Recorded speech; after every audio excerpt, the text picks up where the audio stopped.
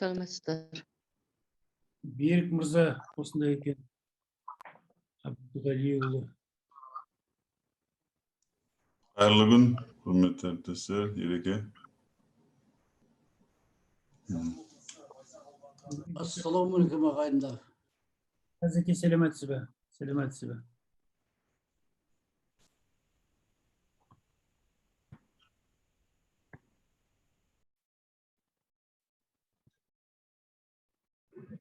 Сағат 3 болды. Жиналысымызды бастайық онда. Бүгін кеңесімізді. Құрметті қатысушылар, құрметті тіл жанашырлары, әріптестер, баршаңызға сәлем жолдаймын.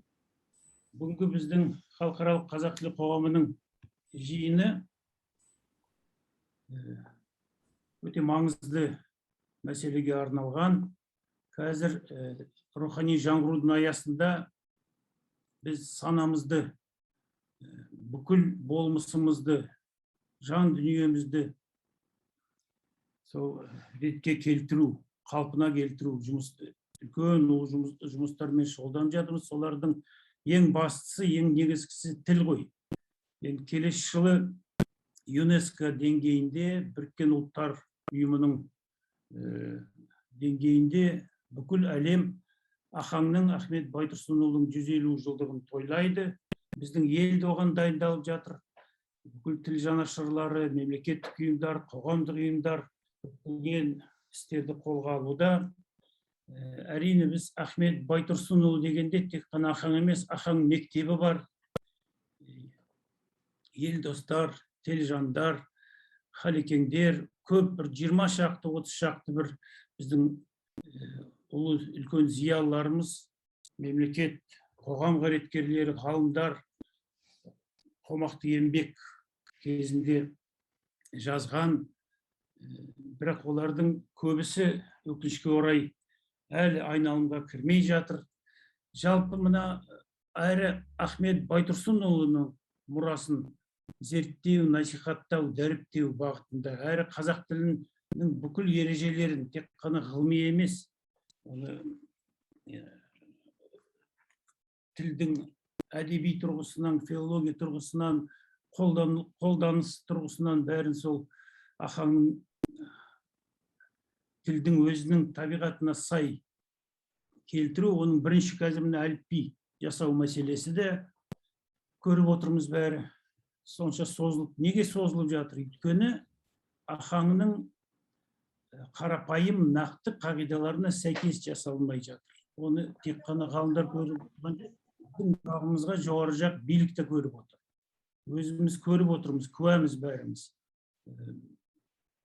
Мына бір жобаны біздің министрліктер ресми түрде президентке 4 дүркін ұсынды. 4 дүркін президент Қасым-Жомарт Кемелұлы оларды қайтарды. Ғалымдар пікірін айтсын, тіл мамандары пікірін айтсын деп. Кезінде енді біздің осы үлкен жұмыс басталғанда бәріміз көрдік, мына негіз нұсқалар жоғарыдан түскен, сондай дәстүрлі жолмен. Бірақ бұл мәселе, бұндай жолын тілге байланысты мәселелер бұйрықпен, әкімшілік жолмен шешілмейтініне көз жеткеннен кейін жоғары жақтың қазіргі ұстаным төменнен халықтың өзі, тіл тұтынушылардың өздері, мамандардың өздері қандай ұсыныс айтады, соған негіздеу керек деген үлкен мәселе қолға алынды. Және кеше ғана мына Қасым-Жомарт Кемелұлының жақсы жолдауы шықты, соңғы жолдауы, екінші жолдауы. Сол жолдауда енді бір талай жақсы осы тілге байланысты мәселелер көтерілді.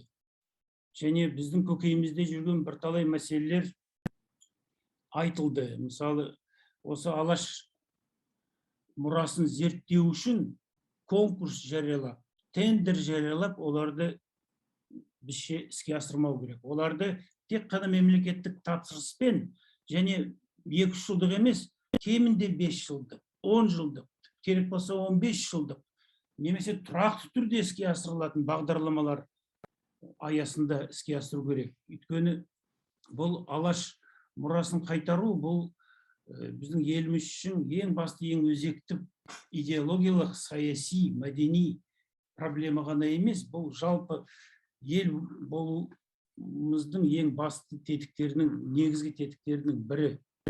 Сондықтан біз енді бүгін негізінен осы қандай жоспар құрылды, келесі жылдарға мемлекеттік ұйымдар, әдебиет институты, тіл білімі институты, тарих институты, Ахмет Байтұрсынұлы академиясы, басқа ұйымдар қандай жоспарларды құрды, солар жөнінде ақпаратты тыңдасақ, одан кейін нақты ұсыныстарды айтсақ.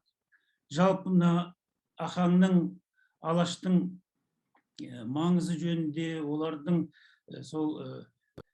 кейбір нақты ғылыми мәселелер жөнінде бүгін әңгімені қозғамайық. Сондай өтініш, өйткені қатысушылардың саны өте көп, сөйлеймін деушілердің, сөз сұрап отырған азаматтардың саны өзі бір 20-дан асады. Мына онлайн жиындар енді аса көп емес, 2-3-4 сағатта біз жиынымызды бітіруіміз керек. Ұсыныс, тек қана нақты ойларыңызды, нақты ұсыныстарыңызды айтсаңыздар, 5-7 минуттың әрбір жағында, олардың бәрін біздің Бижомарт мырза, халықаралық қазақ тілі қоғамының қызметкерлері қазір түртіп отырады, жазып отырады. Бүкіл жиын соңында сол қарарымыздың жобасымен Бижомарт сіздерді таныстырады. Содан кейін осы ұсыныстардың бәрін біз даярлап, президентке, ел премьер-министріне, жауапты министрлерге ресми хат жөнінде, қарар жөнінде жолдаймыз. Және әлеуметтік желілер арқылы, ғаламтор арқылы, баспасөз ақпарат құралдары арқылы да олар жариялаймыз. Одан кейін осы мәселені ары қарай қадағалаймыз. Жалпы мына халық үніне құлақ асатын мемлекет болғаннан кейін, осы бір қоғамдық тыңдау ретінде осы бүгінгі жиынды ұйымдастырып отырмыз.